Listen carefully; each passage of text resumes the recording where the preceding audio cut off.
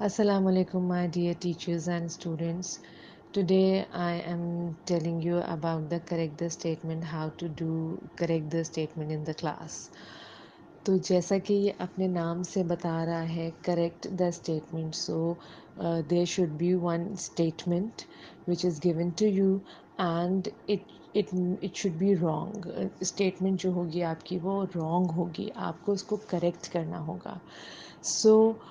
वो जो स्टेटमेंट आपको मिलेगी वो किसी भी तरह से रॉन्ग हो सकती है टर्मिनोलॉजिकली रॉन्ग हो सकती है या उसकी स्टेटमेंट जो है वो गलत हो या उसमें कोई एरर हो कोई मिस्टेक हो तो ये आपको जज करना होगा कि उसमें क्या मिस्टेक है क्या एरर है और ये टीचर को स्टेटमेंट देने के बाद बच्चों को एम्फेसाइज करना होगा कि आप इसका एरर निकालें आपके चैप्टर से रिलेटेड ये एक स्टेटमेंट है तो यू शुड नो अबाउट कि इसमें क्या चीज़ रॉन्ग है इसमें आपको क्या एरर समझ में आ रहा है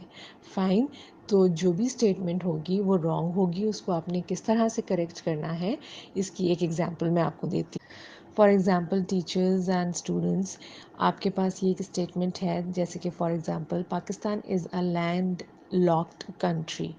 अब इसमें मिस्टेक क्या है कि पाकिस्तान जो है वो लैंड लॉक कंट्री नहीं है तो बच्चे को ये चीज़ पता होनी चाहिए कि what is the meaning of land lock Pakistan उसका अपना मुल्क है या जिस भी चीज़ के बारे में आप बात कर रहे हैं उस चीज़ की नॉलेज बच्चे को अच्छी तरह से होनी चाहिए then teacher should guide the student के लैंड लॉक का मतलब क्या है और क्या पाकिस्तान लैंड लॉक कंट्री है या नहीं है तो स्टूडेंट्स अपने चैप्टर्स में से उसका आंसर फाइंड आउट करेंगे कि या वो आपको बताएंगे चैप्टर पढ़ने के बाद ऑब्वियसली कि ये लैंड लॉक कंट्री नहीं है साथ में आपको रीज़न भी देना होगा कि आपको कैसे पता है कि ये लैंड लॉक कंट्री नहीं है तो student should write the whole sentence in a proper manner कि Pakistan is not a land lock country because it has coastal area through which it can connect with the other countries. Similarly, there is example of one more statement. Pakistan has 5 neighboring countries. तो अब बच्चे को ये पता होना चाहिए teacher guide करेंगी कि 5 नेबरिंग कंट्रीज़ हैं उससे ज़्यादा हैं या कम है तो ये स्टेटमेंट जो है बच्चे को ख़ुद जज करना है कि इसमें मिस्टेक क्या है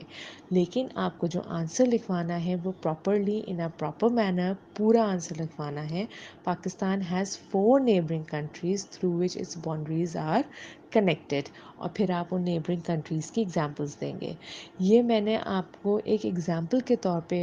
बताया है कि करेक्ट द स्टेटमेंट हमें किस तरह से करना है हमें उन वर्ड्स को अंडरलाइन नहीं करना है कि बच्चे को पता चले कि जी इस वर्ड में मिस्टेक है स्पेसिफिकली बच्चा खुद फाइंड आउट करेगा कि इसमें मिस्टेक क्या है जब उसने पूरा चैप्टर रीड किया हुआ होगा टीचर ने एक्सप्लेन किया हुआ होगा क्वेश्चन आंसर्स हो गए होंगे तो ऑब्वियसली बच्चों को इस चीज़ की नॉलेज होगी कि मिस्टेक कहाँ पे आ रही है और कैसे आ रही है ठीक है ये इंग्लिश नहीं है इट्स एसएसटी और साइंस और एनी अदर सब्जेक्ट कि इसमें हम ग्रामेटिकल मिस्टेक्स बच्चों को दें तो हमें लॉजिकल मिस्टेक्स देनी होंगी एरर्स देने होंगे और बच्चे को वो फाइंड आउट करना होगा thank you very much my dear students and teachers I hope you understand it